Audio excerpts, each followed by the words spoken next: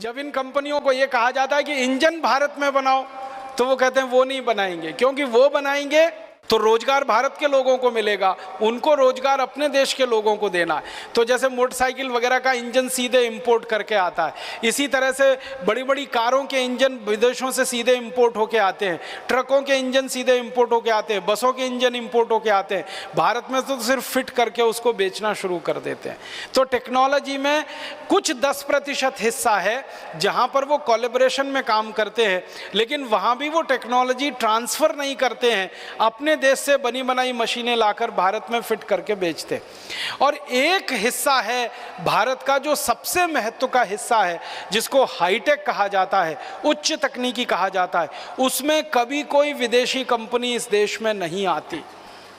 मैं आपको नाम लेके बताऊं, सैटेलाइट बनाना हाई टेक्नोलॉजी का काम है, बहुत कठिन टेक्नोलॉजी होती है, बहुत क्लिष्ट टेक्नोलॉजी होती है, बहुत कॉम्प्लिकेटेड होती है। सैटेलाइट बनाना आसान काम नहीं है, लेकिन सैटेलाइट बनाने के लिए आज तक इस देश में कोई विदेशी कंपनी नहीं आई। आपको सुनकर हैरानी होगी, भारत देश ने अपना सबसे पहला सैटेलाइट 1975 के साल में छोड़ा था, जिसका नाम था आर्यभट्ट।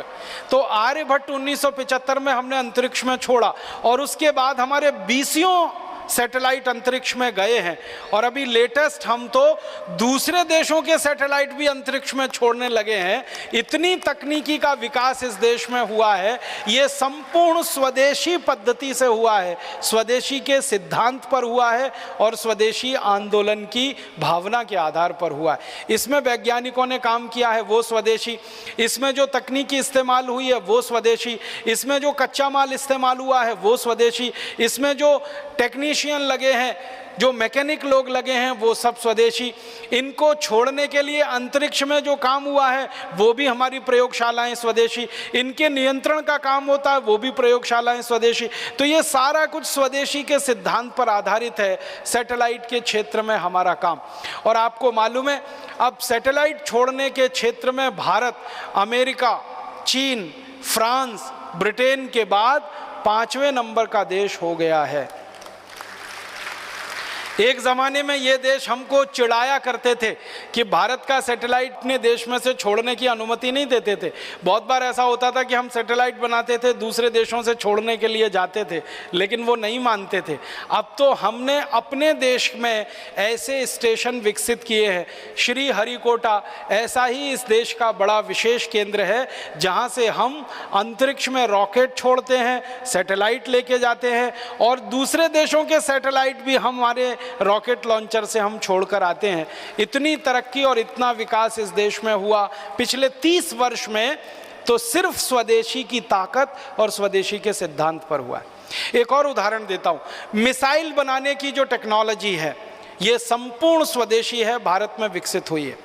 आज से 30 साल पहले भारत के पास कोई मिसाइल नहीं थी अपनी, हम विदेशी मिसाइलों पर निर्भर थे, या तो रूस की मिसाइल हमें मिले या अमेरिका हमको दे। लेकिन 30 साल से इस देश के वैज्ञानिकों ने, विशेष रूप से DRDO के वैज्ञानिकों ने रात दिन मेहनत और परिश्रम करके मिसाइल बनाने की स्वदेशी तकनीकी विकसित की। हमने 100 किलोमीटर की मार करने वाली मिसाइल बनाई, फिर 200 की, फिर 500 की, फिर 1000 की, फिर 1500 की, अभी 2000 की, अभी 2500 की, और अब 5000 किलोमीटर की मार करने वाली मिसाइल इस देश में विकसित हो गई। और जिन वैज्ञानिकों ने ये पराक्रम किया है, जिन वैज्ञानिकों ने ये परिश्रम किया है, वो सारे वैज्ञानिक बधाई के पात्र हैं। उनका हम सबको बहुत सम्मान करना चाहिए कि विदेशों से बिना एक पैसे की तकनीकी लिए हुए संपूर्ण स्वदेशी और भारतीय तकनीकी पद्धति से उन्होंने मिसाइलें बनाकर दुनिया के सामने एक आदर्श प्रस्तुत किया। जिन वैज्ञानिकों ने ये सारा पराक्रम किया, सारा परिश्रम किया, महत्व की बात उनके बारे में जो ये है कि वो सब यहीं पैदा हुए, यहीं बढ़े, यहीं पढ़े और यहीं रिसर्च किया, और इतना ऊंचा उन्होंने स्थान दुनिया के सामने भारत का स्थित करवा दिया। आप जानते हैं डॉक्टर एपीजे अब्दुल कलाम हमारे देश के मिसाइल का जो प्रोजेक्ट चला उसके पितामह माने जाते हैं। हिंदुस्तान के मिसाइल की तकनीक का इतना ज़्यादा स्वदेशी विकास हुआ डॉक्टर अब्दुल कलाम जैसे वैज्ञानिकों की रात दिन मेहनत और परिश्रम का है।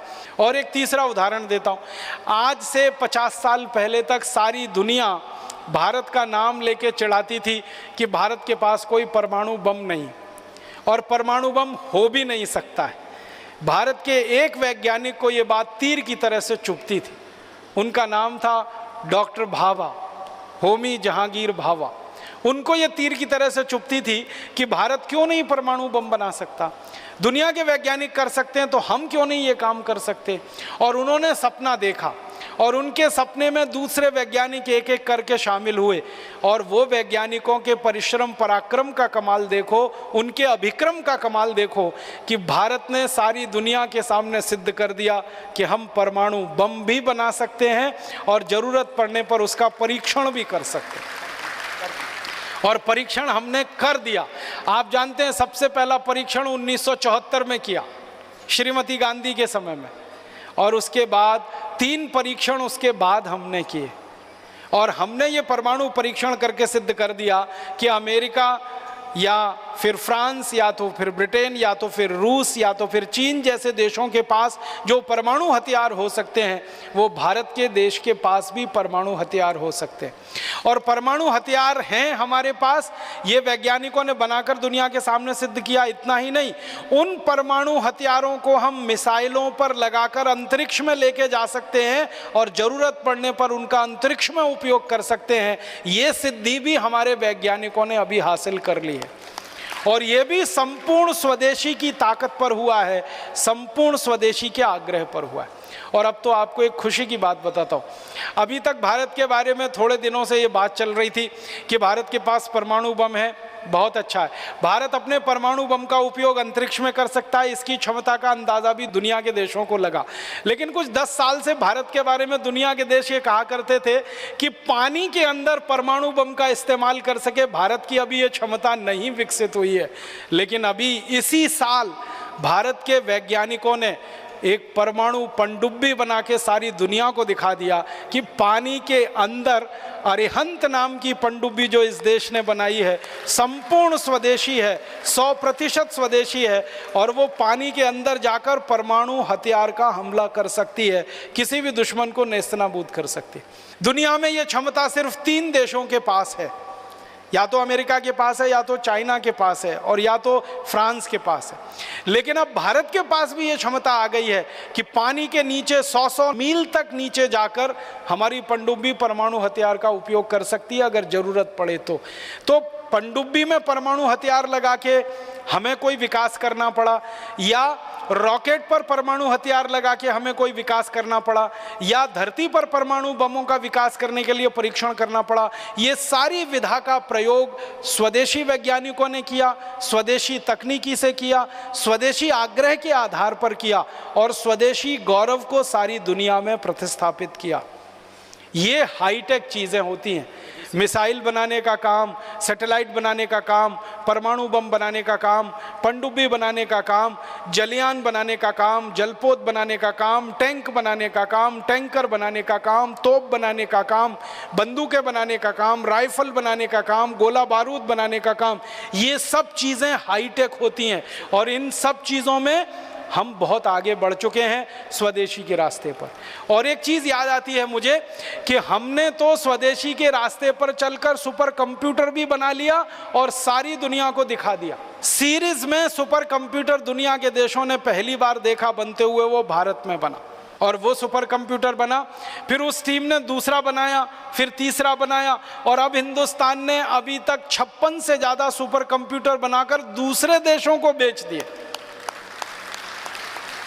और कनाडा जैसे देशों ने हमारे सुपर कंप्यूटर खरीदे। अब तो अमेरिका हमारे सुपर कंप्यूटर खरीदने को चाहता है। कारण पता है क्या है? भारत का सुपर कंप्यूटर अमेरिका से 10 गुना सस्ता है और 100 गुना ज़्यादा स्पीड पे काम करता है। कीमत में 10 गुना कम है और सुपर कंप्यूटर की स्पीड अमेरिकन सुपर कंप्यूटर से 100 गुनी ज़्यादा है। कीमत भी कम हो, क्वालिटी भी अच्छी हो, ऐसा अद्भुत काम हमारे देश के वैज्ञानिक करके दिखा सकते हैं। तो मेरा ये कहना है, इतने सारे उदाहरण देने के पीछे एक ही कारण है, वो ये कि भारत में तकनीकी का जितना विकास हो रहा है वो सब स्वदेशी के ताकत पर हो रहा है, स्वदेशी के आग्रह से हो रहा है, स्वदेशी गौरव, स्वदेशी अभिमान के साथ हो रहा है। कोई विदेशी कंपनी हमको टेक्नोलॉजी देने नहीं आ रही है और वो कभी आएंगे भी नहीं, क्योंकि जो उनके पास लेटेस्ट टेक्नोलॉजी है उसको लाकर वो कभी भी हमको नहीं देंगे। हाँ, एक चीज़ हमें ध्यान रखनी है, कोई भी विदेशी कंपनी भारत को आकर अगर टेक्नोलॉजी देगी तो उनकी 20 साल पुरानी टेक्नोलॉजी हमको देगी, जो उनके देश में बेकार हो चुकी है, जिसका वो इस्तेमाल नहीं करते हैं, जो उनके लिए फेंकने लायक है, डंप करने लायक है, वही टेक्नोलॉजी वो हमको देंगे। वो कोई लेटेस्ट टेक्नोलॉजी हमको लाकर नहीं देने वाले। अब मैं उदाहरण से बताता हूँ। अमेरिका की बहुत सारी कंपनियों ने भारत में एक टेक्नोलॉजी लाई है जो अमेरिका में पिछले 20 साल से बंद हो चुकी है। वो टेक्नोलॉजी जानते हैं क्या है? कीटनाशक बनाने वाली टेक्नोलॉजी, पेस्टिसाइड्स बनाने वाली टेक्नोलॉजी, इंसेक्टिसाइड बनाने वाली टेक्नोलॉजी। मैं नाम लेके बताता हूँ। जो कीटनाशक अमेरिका में 20 साल पहले बंद हो चुके हैं बनना और बिकना, और उनके कारखाने उनके यहाँ बेकार हो गए। 20 साल पहले वो कारखाने चलाते थे और वो कारखाने उन्होंने लगाए थे दूसरे विश्व युद्ध में। आपको एक बहुत रोचक जानकारी बताता हूँ। ये जो कीटनाशक बनाने वाले कारखाने होते हैं और ये रासायनिक खाद बनाने वाले जो कारखाने होते हैं, urea, DAP, super phosphate, endosulfan, malathion, parathion, benzene hexachloride, chlorpyrifos, monocrotophos, dichromate, ये सारे जहरीले रसायन बनाने वाले जो कारखाने होते हैं, ये सब लगाए गए थे अमेरिका और यूरोप में जब दूसरा विश्व युद्ध शुरू हुआ था 1939 में। 1939 से 1945 के बीच में ये सारे कीटनाशक और जहरीले रसायन बनाने वाले कारखाने लगे यूरोप और अमेरिका में। क्यों? क्योंकि उस समय बम बनाने में इन सभी जहरीले रसायनों का इस्तेमाल होता था और दूसरे विश्व युद्ध में लाखों करोड़ों रुपए के बम बिके हैं, हथियार बिके हैं, ये सब आप जानते हैं। और उन हथियारों और बम के कारण 2 करोड़ से ज़्यादा लोग मरे हैं दूसरे विश्व युद्ध में, ये भी आप जानते हैं। तो ये हथियार बनाने के लिए रासायनिक सामान बनाए जाते थे, उनके कारखाने लगाए। बाद में क्या हुआ? दूसरा विश्व युद्ध खत्म हो गया, रासायनिक हथियार बिकना बंद हो गए, बम बिकना बंद हो गए, तो बम को बनाने वाला जो कच्चा माल होता था, रॉ मटेरियल, वो बिकना बंद हो गया।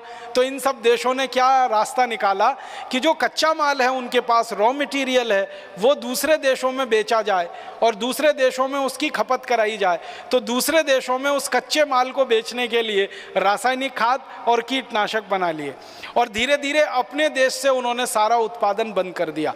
आज से 20 साल पहले अमेरिका ने रासायनिक खाद और कीटनाशक के जो कारखाने बंद किए, वो सारी की सारी टेक्नोलॉजी उन्होंने भारत को उठा के दे दी और हमने वो खरीद ली। यूरोप के देशों ने हमको वो कारखाने बेच दिए, हमने खरीद लिए। तो भारत में अब जहर बनाने वाले कारखाने हैं, बेंजीन हेक्साक्लोराइड यहाँ बनता है, डीडीटी यहाँ बनता है, क्लोरोपाइरीफॉस बनता है, मोनोक्रोटोफॉस बनता है, डाइक्रोमेट बनता है। ऐसे 56 से ज़्यादा जहरीले रसायन हैं जो अमेरिका और यूरोप में बनना बंद हो चुके हैं, लेकिन वो भारत में बनते हैं। यहाँ पर उनका माल बिकता है, बेचे जाते हैं और किसानों को फंसा कर खेतों में उनको डलवाया जाता है। ये टेक्नोलॉजी विदेशों ने हमको दी है और इस टेक्नोलॉजी का जानते हैं साइड इफेक्ट कितना है। एक ही घटना सुनाता हूं, आप उससे अंदाज़ा लगाइए। 1984 में अमेरिका की एक कंपनी ने अमेरिका से अपना कारखाना उठाकर भारत में लगाया। उस कंपनी का नाम था यूनियन कार्बाइड और वो कारखाना लगा भोपाल में, और भोपाल में लगा बहुत घनी बस्ती के बीच में, जवाहर नगर में। तो वहाँ यूनियन कार्बाइड का कारखाना लग गया। उस कारखाने में उन्होंने एक जहरीला सामान बनाना शुरू किया जिसका नाम था 777 एक कीटनाशक वो बनाते थे। उसमें जहरीले रसायन और गैसों का इस्तेमाल करते थे और एक दिन वो जहरीली गैस का सिलेंडर फट गया, उसमें से हज़ारों टन जहरीली गैस निकली और भोपाल में 17,000 लोग एक ही रात में तड़प तड़प कर मर गए और 1 लाख से ज़्यादा लोग जिंदगी भर के लिए विकलांग हो गए।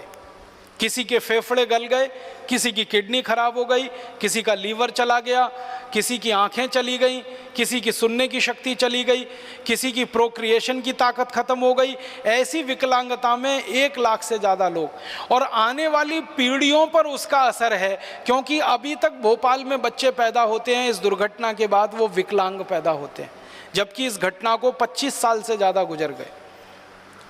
तो ये टेक्नोलॉजी आई हमारे देश में अमेरिका से, जो उनके यहाँ काम में नहीं आती, रिजेक्ट हो गई है, रिडेंडेंट है, वो टेक्नोलॉजी लाकर उन्होंने भारत में स्थापित की और इतनी बड़ी दुर्घटना हुई। मुझे दुख और अफसोस इस बात का है कि यूनियन कार्बाइड का जो एक कारखाना भोपाल में था जिससे इतनी बड़ी दुर्घटना हुई, ऐसे 56 से ज़्यादा कारखाने भारत में अलग अलग स्थानों पर लगे हुए हैं। अमेरिका और यूरोप की देशों की लाई हुई रद्दी से रद्दी तकनीकी उसमें इस्तेमाल की जा रही है और जहर का उत्पादन किया जा रहा है, और ये जहर भारत के किसानों को बेचा जा रहा है। किसान उसको खेत में डाल रहे हैं, खेत में से वो गेहूं, चावल, चने, दाल में आ रहा है, फिर वो हमारे शरीर में आ रहा है, फिर उसको खाकर हमारे शरीर में 20 किस्म की बीमारियां हो रही हैं। इतनी रद्दी और घटिया टेक्नोलॉजी यूरोप और अमेरिका से हमारे देश में आती है, ये हमें ध्यान देना चाहिए। वो हाई टेक्नोलॉजी हमको नहीं देते, जो टेक्नोलॉजी उनके यहाँ बिल्कुल काम की नहीं है, कबाड़ की है, उसको उठाकर भारत को बेच देते। इसी तरह से और एक उदाहरण बताऊं, अमेरिका की कुछ कंपनियों ने भारत में रेफ्रिजरेटर बेचना शुरू किया है। आप जानते हैं कि ये रेफ्रिजरेशन की जो टेक्नोलॉजी है, ये हमारे पर्यावरण को बहुत ज़्यादा प्रदूषित करती है, और हमारी जो ओजोन लेयर है, जो हमारी सुरक्षा के लिए भगवान ने हमको दे रखी है, उसको ख़त्म करती है। तो जो रेफ्रिजरेटर बनाना अमेरिका, यूरोप ने 15-20 साल पहले बंद कर दिया, वो टेक्नोलॉजी लेकर उनकी कंपनियाँ भारत में आई हैं और वही रेफ्रिजरेटर बेच रही हैं जो 20 साल पहले उनके देश में बंद हो चुके। इसी तरह से और भी कई क्षेत्र में केमिकल टेक्नोलॉजी के फील्ड में बहुत सारी तकनीकी उन्होंने लाके हमारे देश को देना शुरू किया है। तो मेरा आपको कहने का एक ही अभिप्राय है, वो ये कि कोई भी विदेशी कंपनी लेटेस्ट टेक्नोलॉजी लाकर भारत को नहीं देती, ज़रूरत की तकनीकी लाकर वो हमको नहीं देते।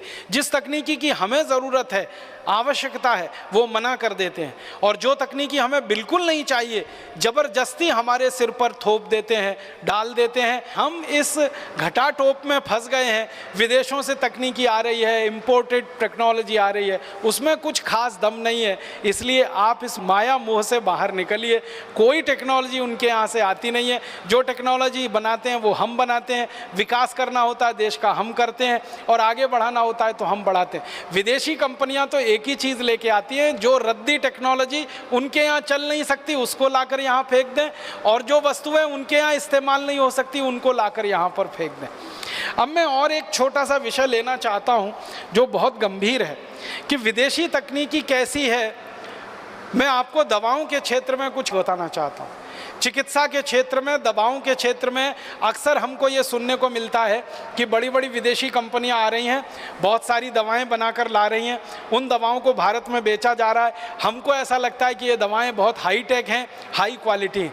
मैं आपको बताना चाहता हूँ वो ये कि दुनिया के देशों में जो जो दवाएँ 20, 25, 30 साल से बंद हो चुकी हैं, जिनको जहर घोषित किया गया है, जिनको A class poison, B class poison declare कर दिया गया, जो बहुत ही खतरनाक जहर हैं, ऐसी दवाएं लाकर विदेशी कंपनियां भारत में बेचती हैं और हजारों करोड़ रुपए लूटती हैं। उसका मुझे बहुत दर्द है।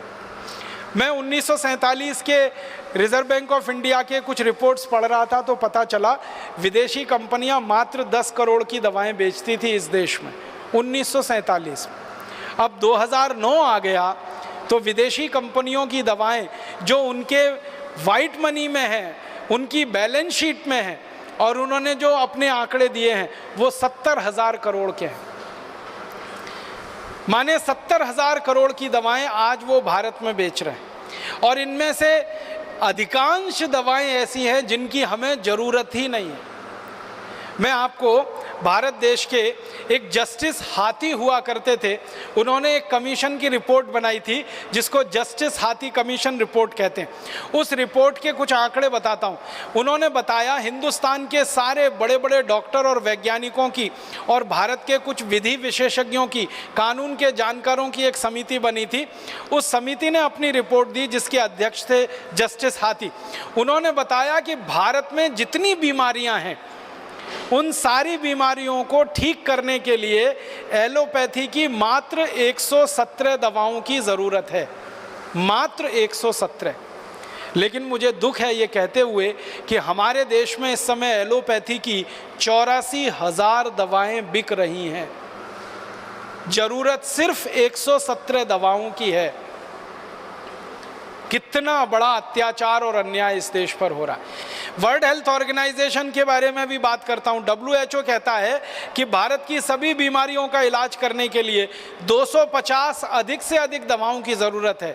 कम से कम 117, अधिक से अधिक 250। और इस देश में 84,000 दवाओं के फॉर्मुलेशन बिक रहे हैं जो बिल्कुल बेकार हैं, आपके किसी काम के ही नहीं है।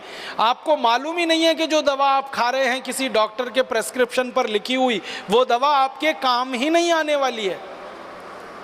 और इससे भी ज़्यादा दुख और अफसोस है कि जो काम नहीं आए दवा, वहाँ तक तो समझ में आता है। जो दवा आपके शरीर को हानि पहुँचाए, दुष्परिणाम करे, ऐसी खतरनाक दवाएं भी हम खा रहे हैं इन विदेशी कंपनियों के द्वारा जो बेची जा रही। कुछ दवाओं के नाम लेके बताता हूँ। दवाओं की संख्या अब तक जो हमारे पास आ पाई है, हमने अभी तक 5,000 दवाओं को लिस्ट किया है। 5,000 हैं, 84,000, ध्यान रखिएगा, 84,000 दवाएं बाजार में हैं। इनमें से सिर्फ 117 काम की हैं, बाकी सब बेकार हैं। जो बेकार की दवाएं हैं उनमें से 5,000 को अभी तक लिस्ट कर पाए हैं, सूची बना पाए हैं। उनमें से कुछ प्रमुख दवाओं के नाम मैं लेना चाहता हूं, जिन्हें अक्सर हम खरीद कर खाते रहते हैं, और वो दुनिया के कितने देशों में बंद हैं और वो हमारे शरीर को कितना नुकसान पहुंचाती। एक दवा है जो बहुत ज़्यादा इस देश में इस्तेमाल होती है, ऑक्सीफन बूटाजोन। एक दवा है फिनाइल बूटाजोन। एक दवा है उसका नाम है एक्टिमाल। एक दवा उसका नाम है एल्जीरियल। एक दवा है उसका नाम है बूटा कार्डिडान। एक दवा है बूटा प्रॉक्सीवॉन।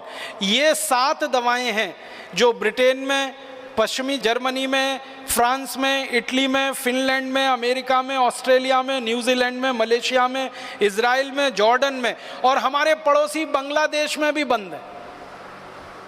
बांग्लादेश में बंद हैं ये 7 दवाएं जिनके नाम मैंने, और 20 साल से बंद हैं, आज से नहीं 20 साल से बंद है। बांग्लादेश भी जिन दवाओं को बिकने नहीं देता अपने यहाँ, इजराइल जैसा देश बिकने नहीं देता, जॉर्डन जैसा देश बिकने नहीं देता, फिनलैंड में, ऑस्ट्रेलिया, न्यूजीलैंड में, मलेशिया में वो दवाएं नहीं बिकती, America, Japan, Italy, Sweden, Germany में कहीं नहीं बिकती, वो भारत में धड़ल्ले से बिक रही हैं ये 7 दवाएं। और इनके दुष्परिणाम क्या हैं? वैज्ञानिकों का कहना है कि इस दवा की थोड़ी सी खुराक, 3 या 4 खुराक ही काफ़ी है कि आपकी अंतड़ियों में घाव हो जाए। इन दवाओं को लेने से रक्त का कैंसर होने की पूरी संभावना होती है। और अब तक हिंदुस्तान में 15,000 से ज़्यादा लोगों की मौत हो चुकी है इन दवाओं को खा के। लेकिन ये दवाएं धड़ल्ले से बिक रही हैं, विदेशी कंपनियों के नीचे बेची जा रही हैं। इसी तरह से मैं और बताता हूँ। एक दवा है इस देश में, उसका नाम है ऑक्सीपोज। एक दवा है उसका नाम है सुग्रिल। एक है ऑक्सीजोन, एक है पैराबूटाजोन, एक है क्यूलोकिनोल, एक है एम्बिक्विनोल, एक है एलिकिन, एम्बिजाइन फोर्ट, एमिक्योर, एमिक्विल और एमिजील प्लस। ये सारी दवाएं, ये करीब 7-8 दवाएं हैं। जापान में बंद है, नॉर्वे में बंद है, स्वीडन में, जर्मनी में, डेनमार्क में, नेपाल जैसे देश में ये दवा बंद है, फिलीपींस में बंद है, स्पेन में, फ्रांस में, श्रीलंका में, और भारत में धड़ल्ले से बिक रही है। इन दवाओं का दुष्परिणाम क्या है? पैर में लकवा मार सकता है, शरीर में लकवा मार सकता है, आप अंधे हो सकते हैं, अंधे होने का खतरा बना रहता है। और 10,000 से ज़्यादा लोग इन दवाओं को खाकर लंगड़े और अंधे हो चुके हैं, फिर भी धड़ल्ले से ये बिक रही। इसी तरह से एक दवा है एनल्जिन, आप खूब अच्छे से नाम सुनते हैं, एनल्जिन, फिर बैरालगन, फिर बूटाजोन, फिर वुस्कापान, फिर बूटालजिन, फिर फारजेसिक, फिर मालार्जिन, ऑक्सीपोज, सिनालजेसिक। ये दुनिया के 20 देशों में बंद हैं, भारत में धड़ल्ले से बिक रहे। इन दवाओं का क्या है कि जो श्वेत रक्त कणिकाएं हैं, इनके बनने की गति को ये दवाएं इतना धीमा कर देती हैं कि मरने की तैयारी हो जाती है आदमी की। मांसपेशियों की संरचना में भयंकर विकार उत्पन्न कर देती हैं और इसका व्यक्ति सेवन करके अंत में मर ही जाता है, मृत्यु को प्राप्त हो जाता है। लगभग 5,000 दवाएं हैं जो भारत में अनेक विदेशी कंपनियां धड़ल्ले से बेच रही हैं और इसका व्यापार करके हजारों करोड़ लूट रहे हैं। एक दो नहीं, 70,000 करोड़ रुपए वो लूट रहे। और महत्व की बात यह है कि हाथी कमीशन ने जो 117 दवाओं को जरूरी दवाएं बताया था, आवश्यक दवाएं बताया था, उनमें से कोई भी विदेशी कंपनी उत्पादन नहीं करती उनको। आपको सुन के हैरानी होगी कि जो 117 जरूरी दवाएं हैं, आवश्यक हैं, उनका उत्पादन सब स्वदेशी कंपनियां करती हैं, भारतीय कंपनियां करती हैं, हमारी कंपनियां उनका उत्पादन करती हैं। विदेशी कंपनियों को उत्पादन करने में कोई इंटरेस्ट नहीं है। कारण क्या है? उन 117 दवाओं के कीमतें ज़्यादा नहीं रख सकते, सरकार उस पर कई बार कंट्रोल कर लेती है, जनहित में सरकार उनको जो है ना ऑर्डर डाल देती है। तो विदेशी कंपनियों को थोड़े मुनाफे में संतोष नहीं है, ज़्यादा मुनाफा उनको उन्हीं दवाओं में मिलता है जो सरकार के कंट्रोल के बाहर हैं। तो जितनी भी बेकार की दवाएं हैं वो कंट्रोल के बाहर हैं, इसलिए उनको बना के ये धड़ल्ले से बेचते हैं और बहुत मुनाफा कमाते हैं। मैं माताओं बहनों के लिए एक विशेष बात कहना चाहता हूँ। कई विदेशी कंपनियां हमारे देश की माताओं बहनों के लिए गर्भ निरोधक उपाय बेचती हैं, कॉन्ट्रासेप्टिव्स, पिल्स के रूप में बेचे जाते हैं, गोलियों के रूप में बेचे जाते हैं, और उनके कुछ अलग अलग नाम है। नॉरप्लेंट है, डिपो-प्रोवेरा है, फिर आई पिल है, फिर ई पिल है। ऐसी करके माताओं के बहनों के लिए कॉन्ट्रासेप्टिव्स बेचे जाते हैं। और मैंने जब इनके बारे में जानने की कोशिश की और इसके बारे में दुनिया भर से आंकड़े निकाले तो मुझे इतना दुख हुआ, तकलीफ हुआ कि जिन देशों की ये कंपनियां हैं उन देशों की माताओं बहनों को वो कभी नहीं बेचते, भारत में लाकर वो बेच रहे हैं। जैसे हमारे देश में माताओं बहनों के लिए डिपो-प्रोवेरा नाम का एक तकनीक है जो इन्होंने बनाई है कॉन्ट्रासेप्शन के लिए, गर्भ निरोधन के लिए। वो अमेरिका की कंपनी है, कंपनी का नाम है अपजॉन। ये कंपनी को अमेरिका की सरकार ने बंद किया हुआ है, बैन किया हुआ है कि वो डिपो-प्रोवेरा को अमेरिका में नहीं बेच सकते, तो उन्होंने नहीं बेचा। और डिपो-प्रोवेरा का उत्पादन करके वो भारत में ले आए, भारत सरकार से उन्होंने एग्रीमेंट कर लिया, अब यहाँ धड़ल्ले से बेच रहे हैं। ये इंजेक्शन के रूप में भारत की माताओं को दिया जा रहा है और भारत के बड़े बड़े हॉस्पिटल्स के डॉक्टर ये इंजेक्शन्स माताओं बहनों को लगा रहे हैं। परिणाम क्या हो रहा है? ये माताओं बहनों को ज़्यादातर माहवारी का जो चक्र है, मासिक चक्र है, वो पूरा बिगाड़ देता है ये डिपो-प्रोवेरा, और अंत में उनके गर्भाशय में कैंसर कर देता है और उन माताओं बहनों की मौत हो जाती है। कई बार माताओं बहनों को पता ही नहीं चलता कि वो किसी डॉक्टर के पास गए थे, डॉक्टर ने उनको वो इंजेक्शन लगा दिया डिपो-प्रोवेरा का, बताया नहीं उनको, और उनको कैंसर हुआ और वो मर गए बिना बताए। हमारी माताओं बहनों के ऊपर परीक्षण इस दवा का किया गया और बिना बताए पूरे देश में इसको धड़ल्ले से बेचा जा रहा है। पता नहीं कितने लाख, कितनी करोड़ माताओं बहनों को ये लगवा दिया गया और उनकी ये हालत हो रही है।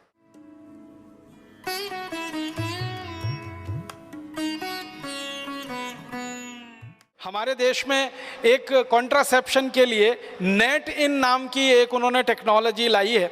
स्टीरॉइड के रूप में ये माताओं को दिया जाता है, कभी इंजेक्शन के रूप में दे देते हैं, कभी गोलियों के रूप में दे देते हैं, और इससे अक्सर हमारी माताओं बहनों को गर्भपात हो जाते हैं और उनके जो पीयूष ग्रंथि के हार्मोन का सिक्रीशन है वो पूरी तरह से डिसबैलेंस हो जाता है, असंतुलित हो जाता है, और माताएं बहनें बहुत परेशान होती हैं जिनको ये नेट इन दिया जाता है। इसी तरह से RU 496 नाम की एक उन्होंने टेक्निक लाई है, फिर रूसेल नाम की एक है, यूक्लेफ नाम की एक है, फिर एक नॉर प्लांट है, फिर एक प्रजनन रोधक टीका उन्होंने बनाया है। सभी हमारी माताओं बहनों के लिए तकलीफ का कारण बनती हैं। उनमें एक बहुत बड़ी तकलीफ ये आती है कि ये जितने भी कॉन्ट्रासेप्शंस की चीज़ें माताओं बहनों को दी जाती हैं, यूट्रस की, गर्भाशय की मांसपेशियाँ एकदम ढीली पड़ जाती हैं, पूरा मासिक चक्र उनका गड़बड़ा जाता है। अक्सर माताएं बहनें मासिक समय में बेहोश हो जाती हैं, इतना दर्द होता है उनके शरीर में, लेकिन उनको ये मालूम नहीं होता कि उनको वो कॉन्ट्रासेप्टिव दिया गया, उसके कारण ये हो रहा है। और हज़ारों करोड़ रुपए की लूटमार इस देश में विदेशी कंपनियों के द्वारा हो रही है इन कॉन्ट्रासेप्टिव चीज़ों को बेचकर। एक दो चीज़ और मैं आपको बताना चाहता हूँ कि आप अपने घर में अक्सर मच्छर मारने वाली दवाएँ इस्तेमाल करते हैं, अलग अलग नामों से बाज़ार में बिकती हैं। कोई जो है लिक्विड फॉर्म में आती है, आप उसको लगा देते हैं, कोई तो टिकिया के फॉर्म में आती है, आप उसको इस्तेमाल करते हैं, कोई तो कॉइल के फॉर्म में आती है, आप उसको इस्तेमाल करते हैं। कॉइल के रूप में मच्छर मारने वाली कोई भी दवा इस्तेमाल करें, टिकिया के रूप में इस्तेमाल करें या लिक्विड के रूप में इस्तेमाल करें, उनमें जो इस्तेमाल होने वाला केमिकल है वो डी एथिलीन है, वो मेल्फोक्विन है और वो फॉस्फीन है। ये 3 खतरनाक केमिकल हैं जो इस्तेमाल होते हैं और ये तीनों केमिकल यूरोप और अमेरिका के 56 देशों में बंद है और 20 साल से बंद है। हम हमारे घर में छोटे छोटे बच्चों के ऊपर वो लगा के छोड़ देते हैं। मैंने कई घरों में देखा 2 महीने के 3 महीने के छोटे छोटे बच्चे सो रहे हैं और उनके नज़दीक में वो कॉइल जल रहा है जिसका धुआं नाक के रास्ते से बच्चे के फेफड़े में उतर रहा है। वैज्ञानिकों का ये कहना है कि ये मच्छर मारने वाली दवाएं अंत में मनुष्य को मार देती हैं। कई बार क्या होता है, मच्छर तो इनसे मरते नहीं हैं, मनुष्य मर जाते हैं जिनके लिए ये दवाएं इस्तेमाल हो रही हैं। और ज़्यादातर इन दवाओं का व्यापार, डी एथिलीन का व्यापार, फॉस्फीन का व्यापार हिंदुस्तान में विदेशी कंपनियों के कंट्रोल में है और वो अंधाधुंध केमिकल इंपोर्ट करके लाके बेच रहे हैं और भारत की कुछ स्वदेशी कंपनियां भी बनाकर उनको बेच रही हैं। तो आप जरा सोचिए, आपकी सुरक्षा के लिए, आत्मरक्षा के लिए आप कम से कम ये चीज़ें इस्तेमाल करना बंद करिए। फिर आप बोलेंगे मच्छर तो हैं, उनका तो क्या उपाय है? सबसे अच्छा उपाय है मच्छरदानी लगा के सोइए। स्वदेशी है, सस्ती है, क्वालिटी में अच्छी है, सारे देश में उत्तर से दक्षिण पूरब से पश्चिम मिलती है और कोई साइड इफ़ेक्ट नहीं है, कोई एक्सपायरी डेट नहीं है, एक बार खरीदी तो 20-25 साल चलेगी। और तरह तरह की मच्छरदानियाँ आने लगी हैं। अब तो वो डंडे वाली ज़रूरत नहीं है, एक हुक में लटका दीजिए वो आती है, आप ऐसे खोल के सो जाइए आती है, नहीं तो चादर की तरह से ओढ़ के सो जाइए, कुछ नहीं कर सकते। तो ये मच्छर मारने वाली दवा से तो अच्छी है। मच्छर मारने वाली दवाएं खरीदें, विदेशी कंपनियों को मुनाफा दें, उससे अच्छी अपनी मच्छरदानी है। और आप चाहें तो एक छोटा प्रयोग और करके देख सकते हैं। नीम होता है ना, नीम का तेल बाज़ार में मिलता है, तो नीम का तेल ऐसे जलाएं दीपक के रूप में। एक दीपक ले लें, उसमें रुई की बाती बनाएं, नीम का तेल जला के दीपक को रख दें। वो दीपक जितनी देर जलेगा एक भी मच्छर कमरे में नहीं आएगा। इतना सस्ता और सरल उपाय। नीम का तेल बाज़ार में 30-40 रुपए लीटर मिलता है। 1 लीटर तेल खरीदेंगे, बड़े आराम से 3-4 महीने चलता है। और दूसरा एक तरीका है, गाय के गोबर से बनी हुई अगरबत्ती और गाय के गोबर से बनी हुई धूप बत्तियाँ भी बाज़ार में अब आ गई हैं। कई गौशालाएँ उनको बनाती हैं, उनको जलाकर आप सो जाइए, वो भी मच्छर को भगाती हैं और क्वालिटी में मच्छर अगरबत्ती से अच्छी। अगर गाय के गोबर की अगरबत्ती धूप बत्ती जलाएंगे तो पैसा किसी गौशाला को मिलेगा और उससे गाय की रक्षा होगी और गाय की रक्षा के बाद अंततः देश की ही रक्षा होने वाली है। और अगर आप मच्छर अगरबत्ती खरीदेंगे तो पैसा किसी विदेशी कंपनी के पास जाएगा और उस पैसे से आपका भी नुकसान, देश का भी नुकसान हो जाए। मुझे अब आपको इन कंपनियों के बारे में एक और आखिरी बात कहनी है, वो ये कि समय समय पर इन कंपनियों को अपनी दवा बेचनी है और दवा बेचनी है तो उसके लिए माहौल बनाते हैं, वातावरण तैयार करते हैं। और वो वातावरण और माहौल कैसे तैयार किया जाता है उसका ताज़ा उदाहरण है स्वाइन फ्लू। स्वाइन फ्लू आ गया, स्वाइन फ्लू आ गया, स्वाइन फ्लू आ गया, सारे देश में हल्ला हो रहा है। अखबारों में फ्रंट पेज पर खबर छप रही है, टीवी चैनलों पर दूसरी न्यूज़ ही नहीं है सिवाय इसके कि स्वाइन फ्लू, स्वाइन फ्लू। हर दिन कैंसर से 1500 लोग मरते हैं औसतन और 1200 लोग करीब करीब दमा, अस्थमा, ट्यूबरकुलोसिस से मरते हैं। हृदय घात की बीमारियों से 800 से 1000 लोग हर दिन मरते हैं। तो इतनी बड़ी मौत के आंकड़े हैं, कैंसर, हार्ट अटैक, दमा, अस्थमा, ट्यूबरकुलोसिस, उसके बारे में मीडिया में कोई चर्चा नहीं है। Swine flu, swine flu, swine flu. इसका एक रहस्य है। रहस्य इसका ये है कि कैंसर का वैक्सीन नहीं बनता, ट्यूबरकुलोसिस का वैक्सीन नहीं बनता, दमा का वैक्सीन नहीं बनता, अस्थमा का वैक्सीन नहीं बनता, हृदय घात का वैक्सीन नहीं बनता। मतलब सीधा सा ये है, जिन बीमारियों के वैक्सीन नहीं बन सकते उन बीमारियों पर मीडिया चर्चा नहीं करता क्योंकि उनसे कंपनियों को कोई बड़ा लाभ होने की गुंजाइश नहीं। स्वाइन फ्लू का वैक्सीन बन सकता है, एवियन फ्लू का वैक्सीन बन सकता है, सार्स का वैक्सीन बन सकता है, और थोड़े दिन पहले एक बर्ड फ्लू आया था, उसका वैक्सीन बन सकता है। तो एवियन फ्लू है, बर्ड फ्लू है, सार्स है, स्वाइन फ्लू है, इन सब बीमारियों के वैक्सीन बन सकते हैं और वैक्सीन बनकर बाजार में बिक सकते हैं, और इसमें विदेशी कंपनियों को मुनाफा बहुत भयंकर है। इसलिए मीडिया में ये सारी खबरें बाकायदा प्रायोजित तरीके से दिया जाती हैं, छपवाई जाती हैं, बनवाई जाती है। एक अमेरिकन कंपनी है, वो स्वाइन फ्लू की दवा बनाती है, टेमी फ्लू, और जानकारी ये मिली है कि टेमी फ्लू दवा को बनाते समय वायरस जो है अनकंट्रोल्ड हुआ, नियंत्रण के बाहर हुआ, और उसने स्वाइन फ्लू को फैलाना शुरू किया सारी दुनिया। माने एक अमेरिकन कंपनी की बदमाशी से, एक अमेरिकन कंपनी की गैर जिम्मेदारी से स्वाइन फ्लू का वायरस सक्रिय हुआ और सारी दुनिया के 30 देशों को उसने अपनी चपेट में लिया। अब वो 30 देश हैं, वो टेमी फ्लू के ग्राहक हो गए। वायरस निकला अमेरिका से, ग्राहक हो गए उनके दुनिया के 30 देश के लोग। अब वो सब लोग जिनको स्वाइन फ्लू होने की संभावना है या हो गया है, डॉक्टर उनको एक ही दवा लिख रहे हैं, टेमी फ्लू खाओ, टेमी फ्लू खाओ, टेमी फ्लू खाओ।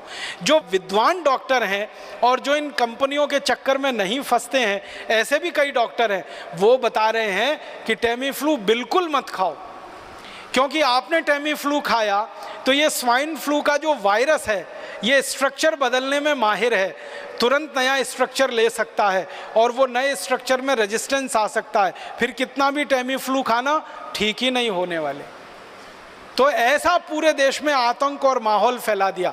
और ये आतंक और माहौल के दो ही उद्देश्य हैं। पहला उद्देश्य है ज़्यादा से ज़्यादा टेमी फ्लू दवा बेचना, जो पिछले 10 साल से इस कंपनी ने उत्पादन करके गोडाउन में भरी हुई है, अब वो गोडाउन खाली करना है। अब ये गोडाउन कोई ऐसा गोडाउन नहीं है जो टूथपेस्ट का हो, रोज़ इस्तेमाल करें और फेंक दें। ये गोडाउन तो तभी खाली होगा जब कोई दवा का आतंक हो, वायरस का आतंक हो और डर हो और दहशत हो। डर, दहशत और आतंक के चलते आदमी मजबूर हो जाता है महंगी से महंगी दवा खाने के लिए और महंगे से महंगा इलाज करने के लिए। तो ये स्वाइन फ्लू का वायरस इसी तरह का एक प्रोपेगेंडा है। मुझे तो एक ही बात कहनी है, वो ये कि ये स्वाइन फ्लू नहीं है, मीडिया फ्लू है। मीडिया ने पैदा कर दिया। मैं आपको एक पुरानी जानकारी देना चाहता हूँ, बहुत गंभीर है, आप उससे अंदाज़ा लगाइए कि ये कंपनियां कितनी निकृष्ट हैं, कितनी नराधम हैं। सन 1916 से 1918 के बीच में 2 साल में दुनिया भर में एक बीमारी फैली, एवियन फ्लू। वो ऐसा ही था जैसे स्वाइन फ्लू है, और उस बीमारी के फैलने से सारी दुनिया में कुछ लोग प्रभावित हुए। जो लोग प्रभावित हुए उनकी संख्या बताई जाती है 4.5 करोड़। 4.5 करोड़ लोग उसमें प्रभावित हो गए। और 4.5 करोड़ लोग जो प्रभावित हुए, फिर मैंने ये जानने की कोशिश की कि मरे कितने उसमें से, तो मात्र 6,000 लोग मरे थे। मात्र 6,000 लोग मरे थे। अब उसके बाद क्या हुआ कि ये एवियन फ्लू का वायरस फैला और इसमें 6,000 लोग मर गए, सारी दुनिया में आतंक फैल गया। उस आतंक के चक्कर में एक अमेरिकन कंपनी ने वैक्सीन बना दिया एवियन फ्लू का, और वो वैक्सीन धड़ल्ले से सारी दुनिया में बेचा उन्होंने। और आपको सुनकर दुख होगा, उस वैक्सीन को लगवाने के बाद 60 लाख लोग मर गए दुनिया में, और पता नहीं कितने अपंग हो गए, कितने विकलांग हो गए। बीमारी आने से 6,000 लोग मरे। बीमारी का वैक्सीन बना और उस वैक्सीन को सारी दुनिया में भेजा गया, फैलाया। सबसे ज़्यादा अफ्रीका के देशों में, सबसे ज़्यादा लैटिन अमेरिका के देशों में, ब्राज़ील में, मैक्सिको में, चिली में, कोस्टारिका में, कोलंबिया में, फिर अफ्रीका में, नाइजीरिया में, सोमालिया में, इथियोपिया में, दक्षिणी अफ्रीका में, रोडेशिया में।